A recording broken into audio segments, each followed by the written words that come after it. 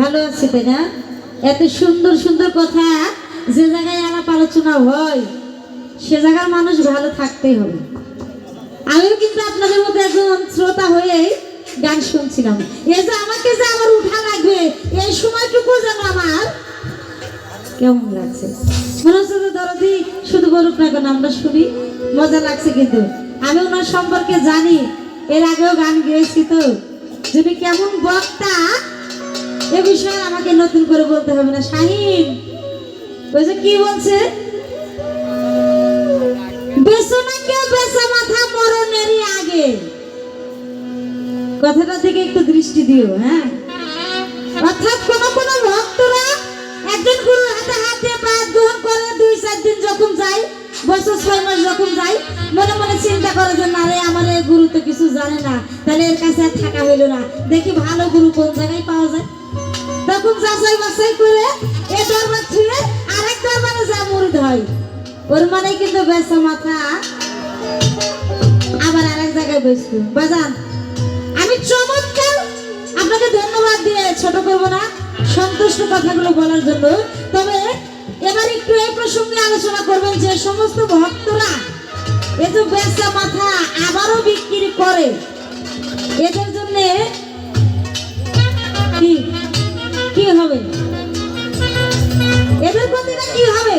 যে আমার এই গুরুকে ভালো লাগলো না, আমি আরেক গুরুর কাছে যে বাইর খেলাম, তাহলে অবশ্যই একটা গতি আছে। বিষয়টা একটু আলোচনা করবেন, একটু আসতে। এবার ওই যে সখী সবাই বুঝে নিও যে ধন তোমার অতি প্রিয়, চাওয়ার আগে সুখ দিও যাহা ভালো লাগে।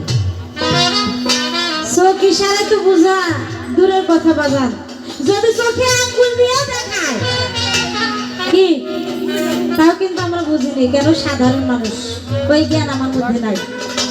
তাহলে চোখে আঙ্গুল দিলে বুঝতে পারবো না, তাহলে চোখ ইশারায় কি বুঝবো?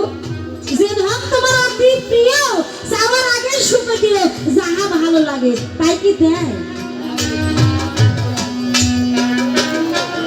যেটা ভালো লাগছে ভক্তর কাছে, ভক্তর মুখে, ওইটা কিন্তু গুরুকে দেয় না।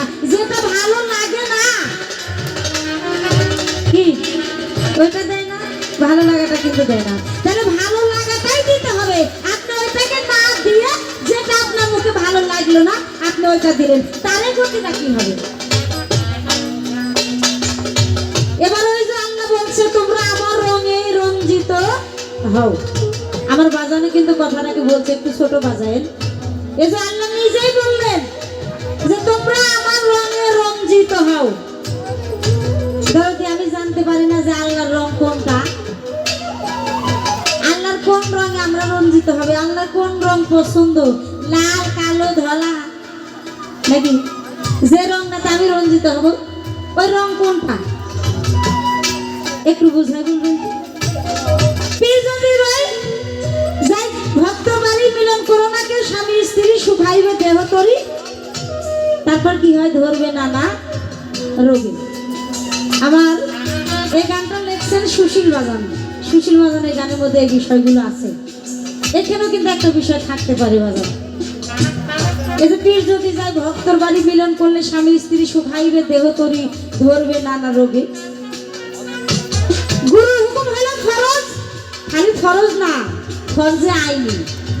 হ্যাঁ, আল্লাহর হুকুমের চাইতে গুরুর হুকুমের গুরুত্বটা হইল বেশি।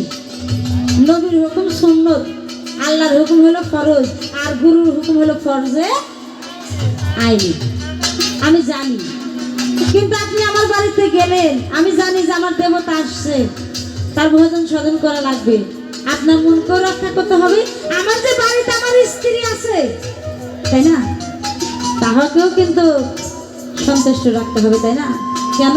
যার ঘরে সুখ নাই, শান্তি নাই, বিশ্বের কোথাও ওই লোকের শান্তি মেলে না। এখন আপনি আমার বাড়িতে গেলেন, সে সময় আমার স্ত্রীর কোনো চাওয়া পাওয়া আমার প্রতি জাগতে পারে, পারে নাকি? এটা তো বলে হচ্ছে না, চাওয়া পাওয়া জাগতে পারে। তাহলে আমি ওই দিকটাকেই লক্ষ্য করবো নাকি ওই যে আপনার দিকটা যে সুখাইবে দেহ তরি ধরবে নানা রোগে? তাহলে আমার মনের মধ্যে একটা আতঙ্ক, একটা ভয় আছে, যদি সর্বনাশ, আমার স্ত্রী যতই বলুক না কেন আমার ওই রাস্তায় যাওয়া যাবে না, ওই দেহ তরি নানান রোগে ধরবে। তাহলে আমি আপনার দিকটাই দেখবো নাকি ওই যে প্রশ্ন না করতে পারলে কপালে কি লেখা থাকবে? কি দাউস, তাই না? তাহলে আমি অপরাধী হয়ে যাচ্ছি। আমি কোন রাস্তাটা ধরবো? এবার আমার বিষয় যদি সবচাইতে আমার যা ভালো লাগে আমি সেটা দিয়ে আমার গুরু ভজন করব। এবার লালন সাইজি কি বলছে এই প্রসঙ্গে আমরা এদিকে একটু দৃষ্টি দিই। সাধকে কি বলছে এদিক লক্ষ্য করবেন। ধরেন,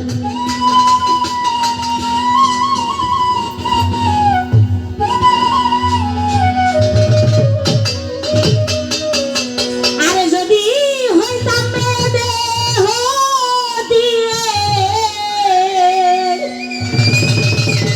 যদি হইতাম আরে দেহ দিয়ে, আমি থাকতাম গুরুর চরণ ধরে। আরে এমন কঠিন ধর্ম বুঝতে না রে, এমন কঠিন ধর্ম বুঝতে না রে, এমন কঠিন ধর্ম বুঝতে না রে। আরে গুরুর প্রতি দেহরতি যে করেছে দান, আরে দেখো জানত মরেছে সে তো বড় ভাগ্যবান। এই গুরুর প্রতি দেহরতি যে করেছে দান, বাবা জানত মরেছে সে তো বড় ভাগ্যবান। এক পাও আগাই তিন পাও পিছাই, এক পাও আগাই, এক পাও আগাই তিন পাও পিছাই, ভয়েতে কেটে মরি কঠিন ধর্ম বুঝতে না রে, এমন কঠিন ধর্ম বুঝতে না রে, কঠিন ধর্ম বুঝতে না রে। যদি হইতাম দেহ দিয়ে,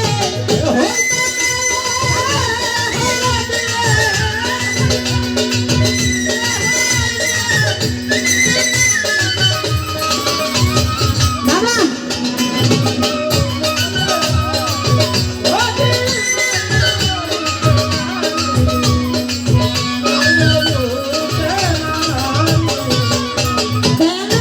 গুরু পদে দেহরতি যে করেছে দান, জানত মরেছে সে তো বড় ভাগ্যবান। গুরু পদে দেহরতি যে করেছে দান, জানত মরেছে সে তো বড় ভাগ্যবান। এক পাও আগাই তিন পাও পিছাই,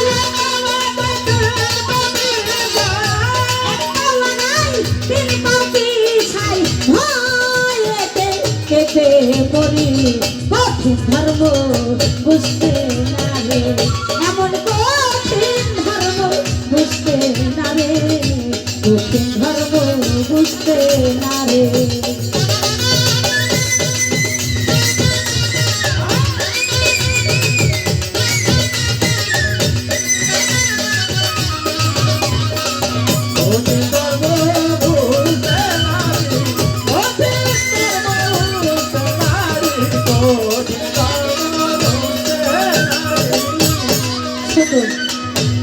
গুরুপদে দেহরতি যে করেছে দান, জ্যান্ত মরেছে সে তো বড় ভাগ্যবান।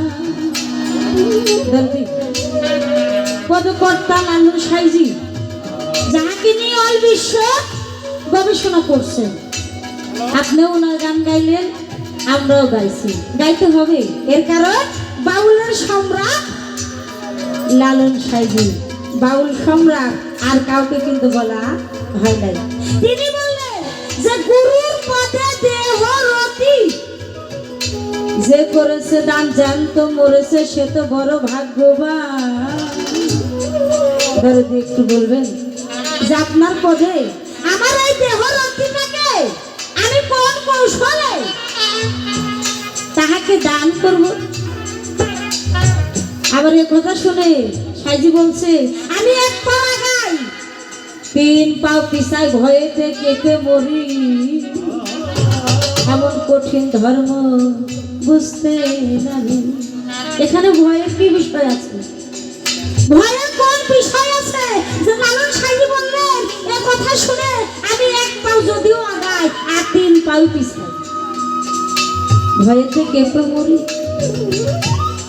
গুরু শিষ্য হয় যদি রমণ, সত্য কথা শাস্ত্রে লেখা নরকে হয় গমন।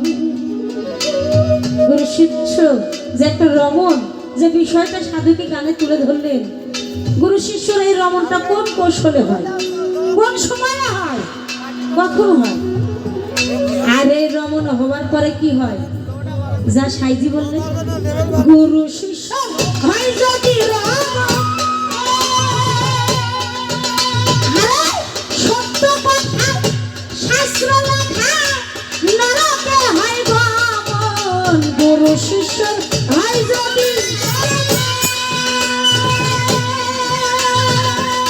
সত্য কথা শাস্ত্র লেখা নরকে হয় গমন। আরে ভেবে বলে ফকির নাম,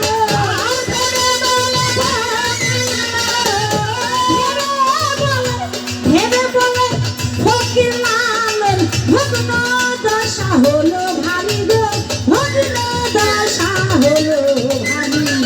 কঠিন ধর্ম বুঝতে নারী, এমন কঠিন ধর্ম বুঝতে নারে, কঠিন ধর্ম বুঝতে নারে।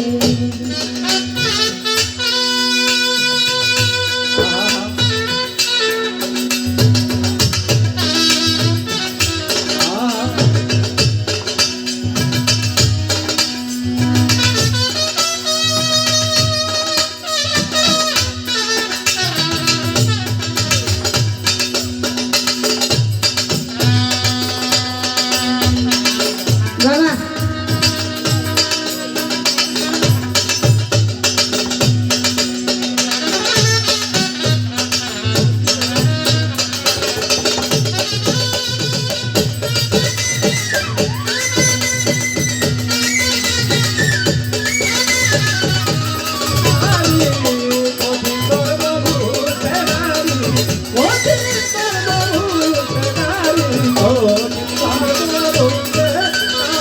রবি, আমি ছোট মানুষ, যার কারণে আমার চাওয়াগুলো কিন্তু বড় বড় চাওয়া না।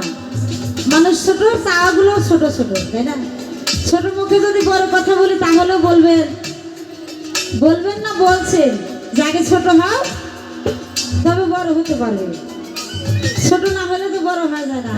তা আসলে আমি একজন ছোট মানুষ, আমার চাওয়া পাওয়া অনেক বেশি না, ছোট ছোট কিছু চাওয়া, আর এই ছোট ছোট চাওয়াগুলোকে পরিপূর্ণ করলে পারে আমার জন্য, তাই না? আর কিছু চাওয়ার কি থাকবে? থাকবে না, আমি ওতেই সন্তুষ্ট। কিন্তু সাইজি এসে লাস্টে কি বললেন? গুরু শিষ্য হয় যদি রমণ, সত্য কথা শাস্ত্রে লেখা যার নরকে হয় গমন। লালন বলে বন্দে আমার ভগ্ন দশা হলো ভারী, এমন কঠিন ধর্ম বুঝতে নারী। আমার আর কোনো চাওয়া পাওয়া দরদের কাছে নাই। চাওয়ার আমি যা চাইলাম তার সাথে যদি দ্বিগুণ পাই তাহলে সেখানে আর চাওয়ার হিসাব কিন্তু থাকে না, থাকে কি? তাহলে আমার চাওয়ার চাইতেও দ্বিগুণ দিয়েছে, তাহলে চাওয়া পাওয়ার থাকে না। তারপরে যেটুকু অভাব আছে ওইটুকু আমার তুলে ধরলাম, এইটুকু দিলে আবারও চিন্তা ভাবনা করবো যে কোন জায়গায় আমার একটু কম আছে নাকি, ওই কোন জায়গায় যা একটু খুচা দিয়ে দয়ের কাছে কিছু জানবো। আর আমার মতো অজ্ঞানী শিষ্য ভক্ত যারা আছে তাদের জন্য যাতে কিছু কি হয় নাকি কম। তো ধরো দেখা যাক আবারও কি বিষয়গুলো বলছে, আর কোনো কথা তার কাছে থাকবে না, আবার নতুন করে কিছু বিষয় বলবো ওনার বলার পর। আরে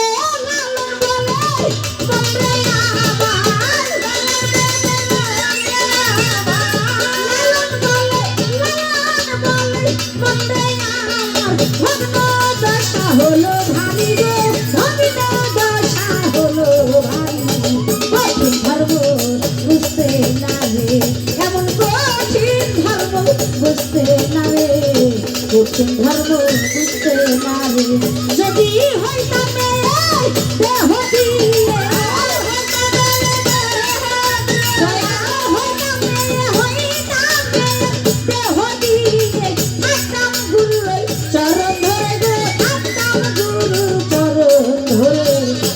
ধর্ম বুঝতে না রে, এমন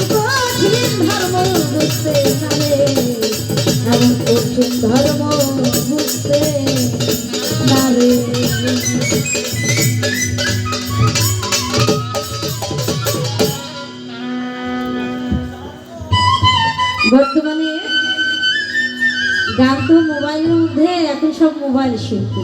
হ্যাঁ, যত ভালো কথাই আমরা বলি না কেন, তাই না, কথাগুলোর মধ্যে একটু কেমন কেমন লাগে। মনে করে যে ঘরে বসে থেকে মোবাইলে সার্চ দিলে পরে যে শিল্পীর গান প্রয়োজন আপনার, সেই শিল্পীর গানই আপনার সামনে আসবে। সারা রাত জেগে গান শুনবো কেন? তারপরে এখন কাজের সময় সকালবেলা ধান কাটবো, চতুর্দিক দিয়ে একটু সমস্যা আছে। হ্যাঁ, বিশ্ব মাঝে শুনি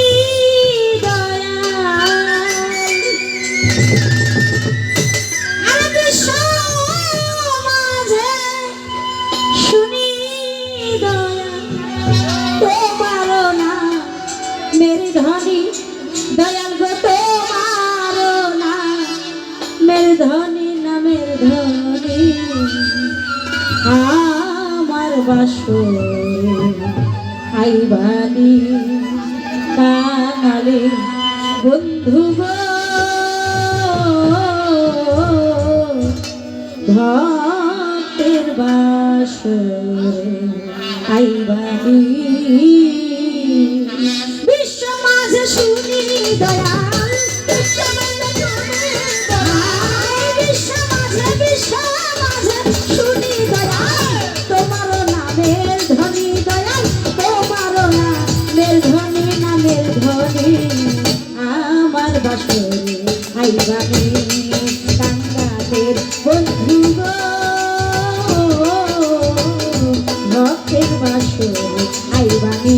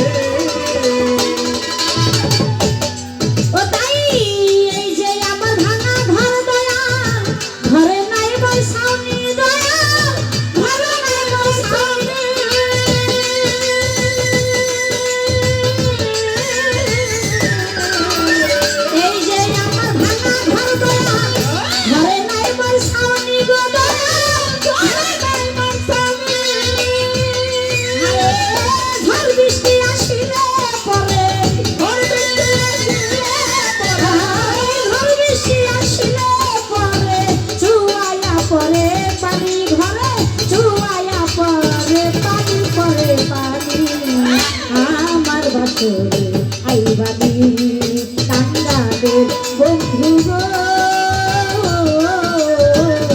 আমার বাসরে আইবানি।